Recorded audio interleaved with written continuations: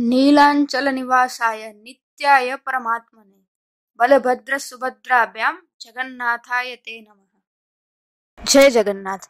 हम सब जानते हैं कि आषाढ़ शुक्ल द्वितीया को पूरे भारतवर्ष में हर्षोल्लास के साथ भगवान श्री जगन्नाथ जी की रथ यात्रा का महोत्सव मनाया जाता है। आज इसी रथ यात्रा महोत्सव के बारे में कुछ जानकारियां प्राप्त करते हैं। क्या आप जानते हैं कि रथ यात्रा का प्रारंभ कैसे हुआ था? आइए जानते हैं। रथ यात्रा का वर्णन हमें स्कंद पुराण के वैष्णव खंड के अंतर्गत आने वाले पुरुषोत्तम क्षेत्र महात्म्य में भी प्राप्त होता है। उसके उपरांत रथ यात्रा का वर्णन ब्रह्मा पुराण आदि अन्य पुराणों में भी मिलता है। स्कंद पुराण के उत्कल खंड में ये बात कही गई है कि जब राजा इंद्रद्युम्न के सामने भगवान प्रकट हुए तब एक आकाशवाणी हुई और भगवान ने कहा कि मैं वर्ष में एक बार अपनी जन्मभूमि मथुरा जाऊंगा। और राजा इंद्रद्युम्न ने भगवान के जाने की व्यवस्था आषाढ़ शुक्ल द्वितीया को की थी। तब से रथ यात्रा का प्रारंभ हुआ था। अन्य धार्मिक मान्यताओं के अनुसार ऐसा भी कहा जाता है कि एक बार बहन सुभद्रा जी को नगर भ्रमण पर निकलने की इच्छा हुई। तब भगवान जगन्नाथ जी अपने बड़े भैया बलभद्र जी के साथ रथ पर विराजमान होकर नगर भ्रमण हेतु निकले। तब से ऐसा माना जाता है कि बहन की इच्छा पूर्ति करने के लिए भगवान ने रथ यात्रा का प्रारंभ किया था। तब से आज के दिन तक रथ यात्रा मनाई जाती है।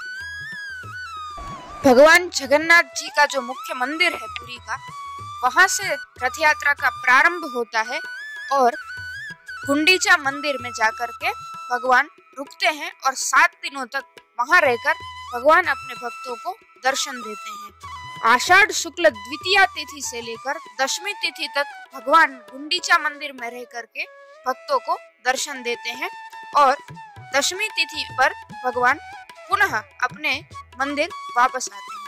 यह गुंडीचा मंदिर वह स्थान है जहाँ पर देवशिल्पी विश्वकर्मा जी ने भगवान की प्रतिमाओं का निर्माण किया था।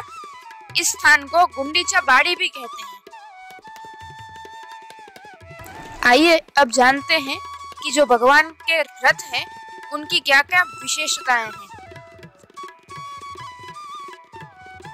भगवान जगन्नाथ जी, बहन सुभद्रा जी और भैया बलभद्र जी के जो रथ हैं वो केवल और केवल नीम की परिपक्व लकड़ी से ही बनाए जाते हैं और उसमें अन्य कोई धातु या अन्य किसी भी प्रकार की सामग्री का उपयोग नहीं किया जाता। आइए अब जानते हैं कि भगवान के जो रथ हैं उनके नाम क्या क्या हैं।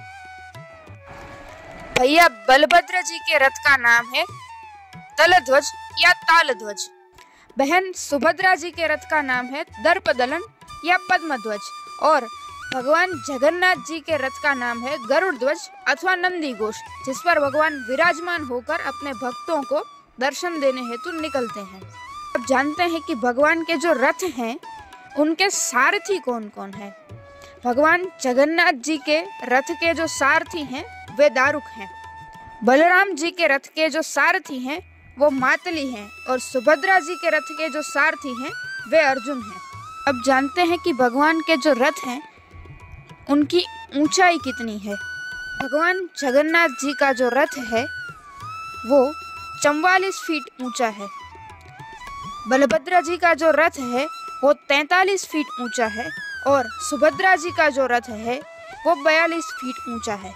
भगवान जगन्नाथ जी का जो रथ है उसे बनाने में कुल 832 लकड़ियों का प्रयोग किया गया है।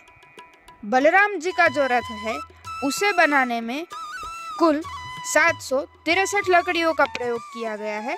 सुभद्रा जी का जो रथ है उसे बनाने में 593 लकड़ियों का उपयोग किया गया है।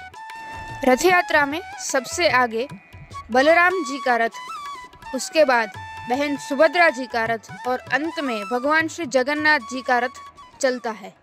क्या आप जानते हैं भगवान जगन्नाथ जी का जो रथ है उस रथ को रथ यात्रा के दौरान एक मुसलमान की मजार पर रोका जाता है।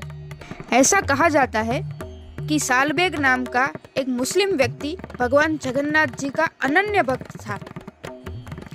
उसे अपने अंतिम समय में भगवान जगन्नाथ जी के दर्शन की बहुत इच्छा थी, पर किसी कारणवश वो भगवान के दर्शन न कर सका।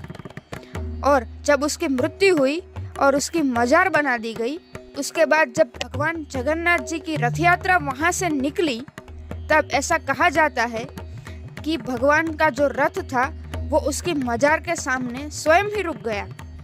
और तब से लेकर आज के दिन तक जब भी रथ यात्रा निकलती है, तब रथ यात्रा के मार्ग में आने वाली सालबेग की मजार पर कुछ देर के लिए भगवान का रथ रोका जाता है।